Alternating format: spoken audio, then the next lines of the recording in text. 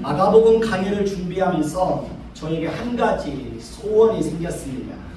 이것은 바로 마가복음이 전해지는 동안 저와 여러분 한 사람 한 사람과 교회가 마가가 전했던 복음의 능력에 사로잡히는 것입니다. 그래서 다시 한번 교회가 복음의 능력으로 뜨거워지고 복음의 능력으로 교회가 다시 한번 일어서고 복음의 능력으로 저와 여러분의 영혼이 살아나고 복음의 능력으로 많은 변화가 일어나게 되기를 간절히 소원합니다. 마가복음을 기록한 저자는 마가입니다. 마가는 요한이라는 이름으로 부르기도 합니다. 마가의 고향은 예루살렘입니다. 마가는 예수님의 12 제자에는 포함되지 않았습니다. 그런데 그가 어떻게 마가복음을 기록하게 되고 그가 기록한 복음이 하나님의 말씀으로 인정되어 성경에 포함되어 있는가 하는 것입니다. 그런 의미에서 오늘은 마가의 인생에 큰 영향을 미쳤던 사람들에 대해서 한번 살펴보려고 합니다. 첫째는 그의 어머니 마리아입니다. 사도행전 12장에 보면 헤롯 왕이 요한의 형제 야고보를 칼로 죽이고 베드로를 죽이려고 그를 잡아서 옥에 가두었다고 말합니다. 그때 마가라 하는 요한의 어머니 마리아의 집에서 여러 사람들이 모여서 기도하고 있었다라고 말합니다. 그리고 하나님은 그들의 기도를 들어주시고 천사를 보내서 기적적으로 베드로를 옥에서 건져내셨습니다. 사도행전 1장에 보면 예수님께서 승천하신 이후에 제자들이 감람원이라는 산으로부터 예루살렘으로 돌아와서 그들이 요하는 다락방으로 올라갔다고 말합니다.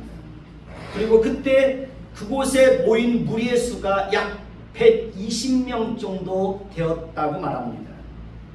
그들은 그곳에서 예수님께서 그들에게 약속하신 성령이 임하기를 위해서 오로지 기도에 힘썼다고 말합니다.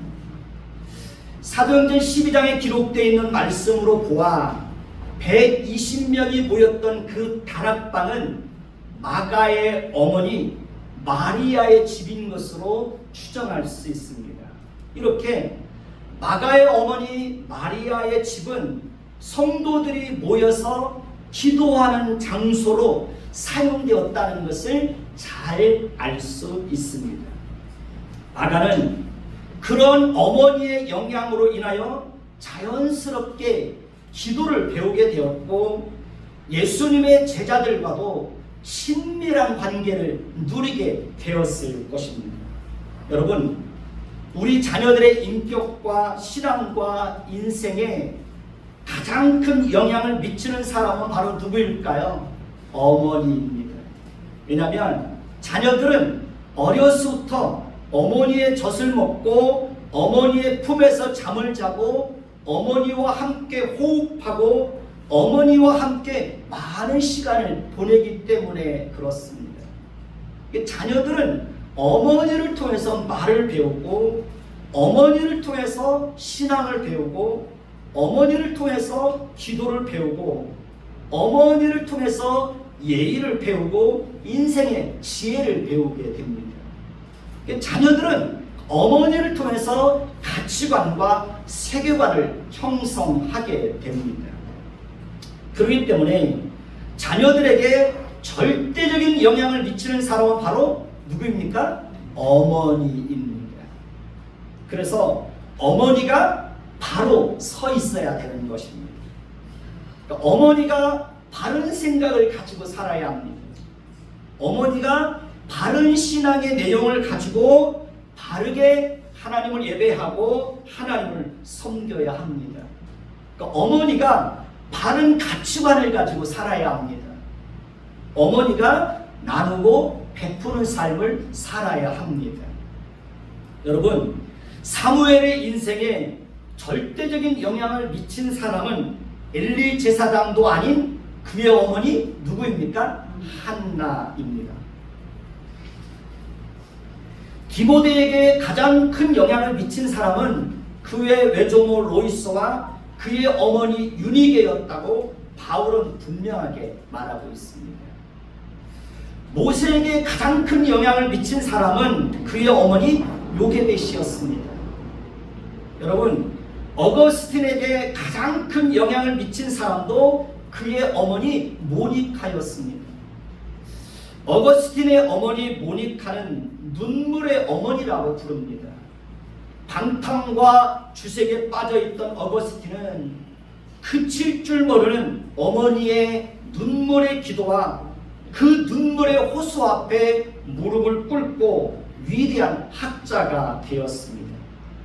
물론 마가나 디모데나 모세나 어거스틴이나 이런 사람들이 근본적으로 변한 것은 하나님과의 인격적인 만남이 이루어졌기 때문에 그렇습니다.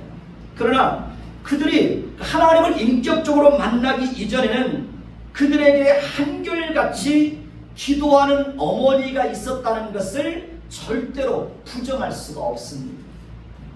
여러분, 우리는 반드시 기억해야 됩니다. 어머니의 기도가 자녀들의 인생에 큰 영향을 미친다는 사실입니다. 하나님은 절대로 어머니의 눈물의 기도를 외면하지 않는다는 것입니다. 저는 매주 토요일날마다 갈매산에 올라가서 하루 종일 주일을 준비하면서 기도하고 내려옵니다.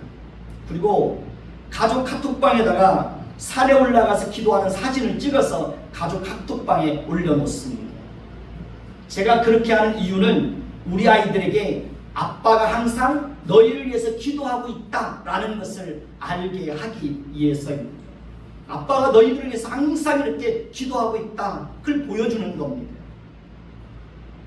마가는 그의 집에서 그의 어머니 마리아가 여러 사람들과 함께 모여서 기도하는 모습을 보고 그는 자라났던 것입니다.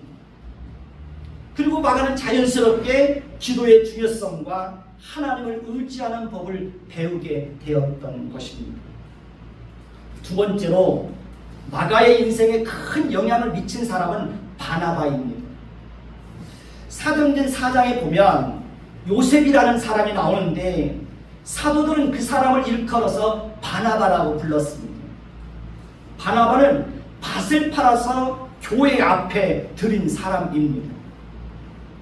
초대교회 때 바나바가 밭을 팔아서 교회 앞에 들인 그 헌금으로 가난한 사람들을 구제하는 일에 사용하였다는 것을 알 수 있습니다. 그리고 그 일로 인하여 교회와 사도들과 가난한 사람들이 많은 위로를 받게 되었습니다. 그렇기 때문에 사도들은 요셉을 위로의 아들 즉 바나바라고 불렀던 것입니다.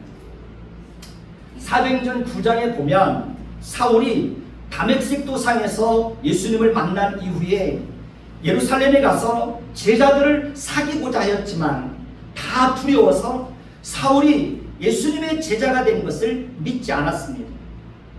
사울은 교회를 핍박하고 교회를 없애기 위해서 앞장섰던 사람입니다. 사울은 예수 믿는 사람들을 잡아다가 옥에 가두고 죽이는 일에 앞장섰던 사람입니다. 사울은 스데반 집사가 돌에 맞아 죽을 때도 그 죽음이 옳다라고 생각했던 사람입니다. 그런 사람이 갑자기 예수님의 제자가 되었다고 하니 누가 그를 믿겠습니까? 그렇기 때문에 제자들은 그의 제자됨을 믿지 않았고 그를 두려워하여 그와의 만남을 피하게 되었던 것입니다. 그런데 그때 사울을 끝까지 믿어주고 사도들과의 만남을 연결시키는 사람이 바로 누구인지 아십니까? 바나바입니다. 그러니까 바나바가 없었다면 사울은 많은 어려움을 겪게 되었을 것입니다. 그러니까 바나바가 없었다면 그는 제자들로부터도 인정받지 못하고 예루살렘 교회로부터도 인정받지 못하고 지원을 받을 수 없었습니다. 그 이후에도 바나바는 사울의 든든한 동역자가 되어 주었습니다. 사도행전 11장에 보면 스데반의 일로 일어난 환란으로 말미암아 흩어진 자들이 안디옥에 이르러 유대인뿐만 아니라 헬라인에게도 예수를 전파하여 많은 사람들이 주께로 돌아오는 일들이 있었습니다. 예루살렘 교회가 그 소식을 듣고 바나바를 안디옥에 파송합니다. 바나바는 안디옥을 방문하여 하나님의 은혜가 그들에게 임한 것을 보고 크게 기뻐하면서 모든 사람들에게 굳건한 믿음으로 주와 함께 머물러 있도록 권면합니다. 바나바는 착한 사람이요 성령과 믿음이 충만한 사람이라고 말합니다. 그리고 바나바가 안디옥에 머무는 동안 큰 무리가 주께로 돌아오는 일들이 있었습니다. 그때 바나바는 또다시 다수에 머물고 있던 사울에게 찾아가서 사울을 만나고 사울을 안디옥에 데리고 와서 둘이서 교회에 1년 동안 모여 있으면서 큰 무리를 가르치고 제자들이 안디옥에서 비로소 그리스도인이라 일컬음을 받는 놀라운 변화가 일어나게 됩니다. 바나바는 그렇게 사울을 이끌어주고 사울을 세워주는 그런 역할들을 충실하게 감당합니다. 사도행전 11장 27절에 보면 예루살렘에서 선지자들이 안디옥에 이르렀을 때 안디옥 교회 선지자 아가보라는 사람이 성령으로 말미암아 천하에 큰 흉년이 임할 것이라고 말을 합니다. 예언을 하는 거죠. 그리고 실제로 로마 4대 황제 글라우디오 때에 큰 흉년이 발생합니다. 그리고 안디옥 교회는 극심한 흉년으로 인하여 고통을 받고 있는 예루살렘 교회를 돕기 위해서 헌금을 모금을 합니다. 그리고 그 헌금을 바나바와 사울을 통해서 예루살렘 교회에 전달을 하게 됩니다. 그때에도 바나바와 사울이 함께 합니다. 그리고 그때 바나바와 사울이 예루살렘 교회에 헌금을 전달하고 돌아오는 길에 오늘의 마가복음을 기록한 마가라 하는 요한을 데리고 예루살렘에서 안디옥으로 돌아오게 됩니다. 이때에도 사울과 마가와의 만남을 연결해 준 사람이 바로 누구입니까? 바나바입니다. 골로새서 4장 10절에 보면 마가를 바나바의 생질이라고 소개하고 있습니다. 생질은 누구입니까? 조카입니다. 그러니 마가에게 바나바는 삼촌에 해당되는 것입니다. 사도행전 13장에 보면 안디옥 교회에서 드디어 바나바와 사울을 따로 세우고 선교사를 파송하게 됩니다. 그리고 그때 마가라 하는 요한이 바나바와 사울의 수행원으로 함께 가게 됩니다. 그런데 중간에 문제가 발생합니다. 수행원으로 함께 따라갔던 마가라 하는 요한이 갑자기 중간에 포기하고 예루살렘으로 돌아가 버립니다. 마가는 이렇게 주를 따르는 일에 철저하게 실패했던 사람입니다. 아마 이때 사울과 바나바는 물론 함께 했던 사람들도 마가라는 요한에게 크게 실망했을 것입니다. 누구보다도 마가에 대해서 크게 실망했던 사람은 사울이었습니다. 그리고 얼마 후에 바나바와 사울은 마가의 일로 인하여 크게 다투고 서로 헤어지는 것을 보게 됩니다. 사도행전 15장에 보면 바울이 바나바에게 우리가 주의 말씀을 전한 각성으로 다시 가서 형제들이 어떠한가 방문해 보자라는 제안을 합니다. 그리고 그때 마가의 삼촌인 바나바는 마가에게 다시 한번 기회를 주고 그를 다시 데리고 가자고 말합니다. 그러나 사울은 중간에 포기하고 예루살렘으로 돌아가 버린 마가를 절대로 데려갈 수 없다고 말합니다. 그래서 그 일로 인하여 바나바와 사울은 크게 다투고 서로 헤어져서 바나바는 여전히 마가를 데리고 떠나고 사울은 신라를 택하여 서로 다른 길로 가는 것을 봅니다. 사울은 여전히 마가를 용서할 수 없었던 것입니다. 사울은 마가는 절대로 함께할 수 없는 사람이라고 단정지었던 것입니다. 그만큼 마가에 대한 실망이 컸었다는 것을 보여주는 것입니다. 그럼에도 불구하고 그의 삼촌인 바나바는 끝까지 자신의 조카인 마가를 믿어주고 용서해주고 그의 연약함을 품어주고 끝까지 함께하는 것을 봅니다. 그러니까 바나바가 없었다면 사울이 존재할 수 없었듯이 바나바가 없었다면 마가복음을 기록한 마가도 존재할 수 없었던 것입니다. 세 번째로 마가에게 큰 영향을 미쳤던 사람이 바로 베드로입니다. 마가는 사도 베드로와 매우 가까운 사이로 그렇게 알려지고 있습니다. 마가는 베드로의 제자임과 동시에 베드로의 신실한 동역자였다는 것을 알 수 있습니다. 교회의 역사가이면서 신학자였던 유세비우스는 히에라폴리스 감독 파피라스의 말을 인용하여 마가는 베드로의 통역관이자 동역자였다라고 이렇게 진술하고 있습니다. 뿐만 아니라 마가는 베드로의 가르침을 따라 베드로에게 들은 바를 기억하여 정확하게 오류가 없이 마가복음을 기록하였다라고 증언하고 있습니다. 마가가 마가복음을 기록할 때 베드로 사도들에게 들은 말씀을 기록하였다고 하는 것은 유세비우스만 말하고 있지 않고 이레니우스와 클레멘토와 오리겐도 마가가 베드로 사도에게 듣고 배운 바를 기억하여 마가복음을 기록하였다라고 증언하고 있습니다. 유세비우스는 파피아스의 말을 인용하여 마가는 예수 그리스도를 따라다니거나 그리스도의 가르침이나 행적을 직접 듣거나 목격한 것이 아니었기 때문에 사도가 아니라고 말합니다.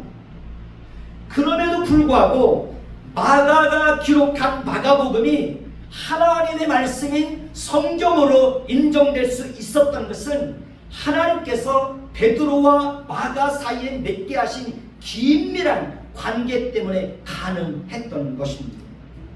즉 사도 베드로는 베드로전서 5장 13절에서 마가를 어떻게 부른지 아십니까? 내 아들이라 이렇게 불렀습니다.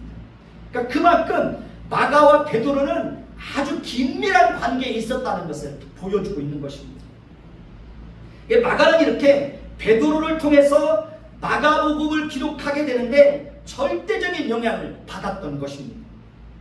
마가는 어머니를 통해서 기도를 배우게 되었고 삼촌인 바나바를 통해서 선교에 대한 열정과 하나님의 성품을 배우게 되었고 베드로를 통해서 그리스도가 어떤 분이며 그리스도의 행적과 그리스도께서 전하셨던 말씀을 정확하게 배울 수 있게 되었던 것입니다. 네 번째는 마가에게 절대적인 영향을 미쳤던 사람은 사울입니다.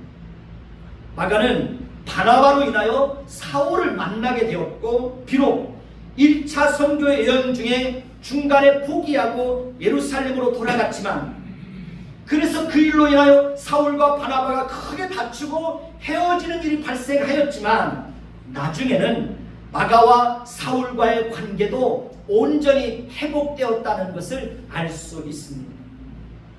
디모데후서 4장 19절에 보면 사울은 로마 감옥에 투옥되었을 때 바울에게 아들과 같은 자로 여겨졌던 디모데에게 편지를 보내서 자신에게 올 때에 마가를 데려오라고 말합니다. 그가 나의 일에 유익한 자가 되었다라고 말을 하고 있습니다. 빌레몬서 1장 24절에 보면 사울은 마가를 다시 나의 동역자가 되었다라고 말합니다. 골로새서 4장 10절에 보면 사울은 골로새 교회에 편지를 보내서 마가를 영접할 것을 당부하는 것을 볼 수 있습니다. 마가는 한때 사울에게 큰 실망을 안겨주었지만 시간이 지나고 난 이후에 두 사람의 관계는 회복되었고 바울에게 유익한 존재요 신실한 동역자로 거듭나가 되었다는 것을 알 수가 있습니다. 마가는 이렇게 사울을 통해서도 큰 영향을 받은 것으로 알 수 있습니다. 여러분, 사람은 누구나 할 것 없이 다 실패할 수 있습니다. 예수님을 따르던 제자들도 예수님을 따르던 일에 철저하게 실패했던 사람들입니다. 예수님께서 제자들에게 말씀하십니다. 오늘 밤에 너희가 다 나를 버릴 것이다. 그때 베드로가 뭐라고 대답합니까? 모두 주를 버릴지라도 나는 결코 버리지 않겠습니다. 예수님이 다시 말씀하시죠. 내가 진실로 내게 이르노니 오늘 밤 닭 울기 전에 내가 3번 나를 부인할 것이다. 베드로가 다시 대답하죠. 내가 주와 함께 죽을지언정 주를 부인하지 않겠습니다. 그때 모든 제자도 베드로와 함께 동일하게 대답했다라고 말합니다. 그런데 그들은 어떻게 되었습니까? 제자들은 예수님께서 로마 병사들에게 붙잡혀서 연약한 자의 모습으로 끌려가는 것을 보고 모두가 다 도망쳐버렸습니다. 베드로는 예수님을 3번씩이나 모른다고 부인하고 저주하기까지 했습니다. 누구라도 이렇게 예수님을 따르는 일에 실패할 수 있어요, 없어요? 실패할 수 있습니다. 마가도 실패했습니다.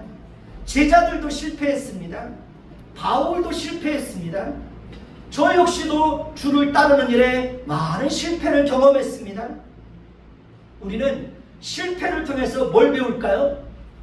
실패를 통해서 겸손을 배우게 됩니다. 실패를 통해서 우리 연약함을 배우게 됩니다. 실패를 통해서 우리의 결심과 의지만 가지고는 절대로 하나님의 말씀을 따라 살아갈 수 없다는 것을 경험하게 됩니다. 우리는 실패를 통해서 자신의 무능함을 철저하게 깨닫게 됩니다. 우리는 실패를 통해서 우리 자신을 돌아보게 됩니다. 우리는 실패를 통해서 다른 사람을 정죄하고 판단하는 것이 얼마나 부끄러운 것인지를 깨닫게 됩니다. 그러나 예수님은 실패한 제자들을 그대로 두지 않으셨습니다. 부활하신 이후에 다시 그들에게 찾아가셨고 그들에게 사명을 주셨고 예수님과의 관계를 회복시켜 주셨습니다. 예수님은 실패한 마가를 회복시켜서 그로 하여금 마가복음을 기록하게 하는 놀라운 일을 행하셨습니다. 다음 주부터는 이제 마가복음을 본격적으로 살펴보게 될 겁니다. 저는 마가복음을 준비하면서 벌써부터 제 마음이 뜨거워지는 것을 경험할 수 있었습니다.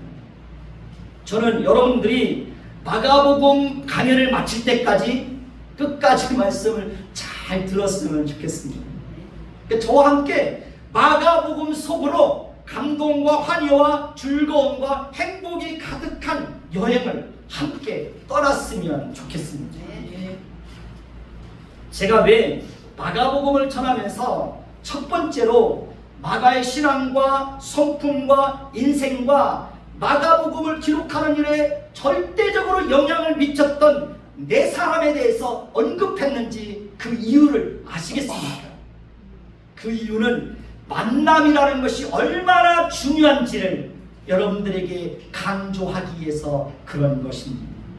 여러분, 마가에게 그의 어머니 마리아와 그의 삼촌 바나바와 마가를 아들로 여겼던 사도 베드로와 마가를 동역자로 여겼던 사울이 없었다면 마가는 존재하지도 않았을 것이고 더더욱 마가복음을 기록하는 일도 결단코 없었을 것입니다. 만남이라는 것은 그렇게 중요한 것입니다. 잠언 13장 20절을 보면 지혜로운 자와 동행하면 지혜를 얻고 미련한 자와 사귀면 해를 받느니라 그렇게 말합니다. 잠언 17장 12절에 보면 차라리 새끼 빼앗긴 암컷을 만날지언정 미련한 일을 행하는 미련한 자를 만나지 말 것이니라, 이렇게 말합니다. 저는 평생 이 말씀 붙잡고 우리 아이들에게 만남의 복을 달라고 기도하고 있습니다. 잠언의 말씀은 이렇게 우리에게 만남이라는 것이 얼마나 중요한지를 가르쳐주고 있습니다. 누구를 만나느냐에 따라서 삶의 방향이 달라지고, 누구를 만나느냐에 따라서 가치관과 세계관에 큰 영향을 받게 되는 것입니다. 미치게 되는 것입니다. 누구를 만나느냐에 따라서 삶의 질과 행복과 불행이 결정되는 것입니다. 잘못된 만남으로 인하여 큰 불행과 손해와 고통을 당하는 사람들이 얼마나 많은지 모릅니다. 그렇기 때문에 우리는 우리 자신뿐만 아니라 우리 자녀들을 위해서도 항상 뭘 위해서 기도해야 됩니까? 만남의 복을 달라고 기도해야 됩니다.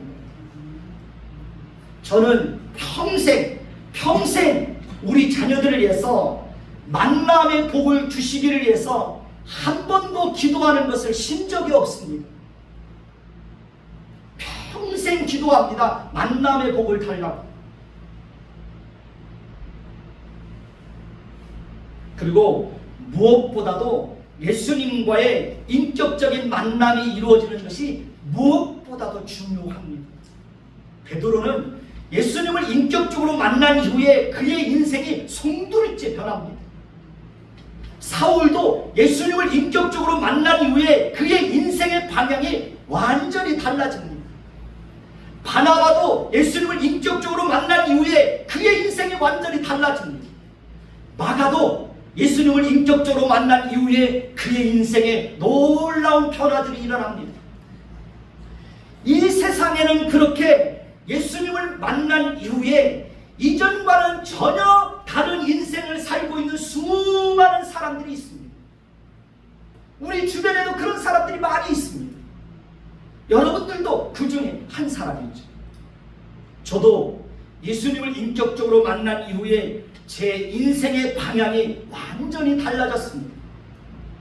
저는 하나님의 성품을 경험하고 난 이후에 제 성품에 놀라운 변화가 일어났습니다. 여러분, 그만큼 사람들과의 만남도 중요하지만 하나님과의 인격적인 만남이 우리에게는 너무 중요한 것입니다. 마가가 마가복음을 시작하면서 첫 번째로 외쳤던 말씀이 무엇인지 아십니까? 하나님의 아들 예수 그리스도의 복음의 시작이라. 하나님의 아들 예수 그리스도의 복음의 시작이라. 여러분, 이 말씀이 얼마나 놀라운 말씀인지 아십니까? 다음 주에는 이 말씀이 얼마나 놀라운 말씀인지 함께 살펴보게 될 것입니다. 하나님의 아들 예수 그리스도의 복음의 시작이라. 저는 이 말씀이 여러분의 가슴과 여러분들의 귀에 천둥소리처럼 들려지기를 소원합니다. 이 말씀이 얼마나 놀라운 말씀인지, 이 짧은 문장 속에 얼마나 놀라운 진리들이 담겨 있는지 그 사실을 알게 된다면 여러분의 가슴은 뜨거워지게 될 것입니다. 저는 마가가 마가복음을 시작하면서 하나님의 아들 예수 그리스도의 복음의 시작이라고 첫 문장을 딱 기록했을 때 그의 가슴은 얼마나 뜨겁고 감동적이고 화려와 기쁨으로 가득했을지 상상이 됩니다. 저 역시도 마가가 전했던 마가복음을 여러분들과 함께 나눌 수 있다는 것만으로도 제 가슴은 뜨거워지고 있습니다. 우리 모두에게 복음으로 인하여 마가에게 임했던 그 감동과 기쁨과 화려와 즐거움이 동일하게 임하게 되기를 예수님의 이름으로 축원해 드리겠습니다. 다음 주부터 마가복음 속으로 함께 여행을 떠나는 겁니다. 그 여행에 함께 할 수 있게 되기를 예수님의 이름으로 축원해 드리겠습니다. 이제 들은 말씀을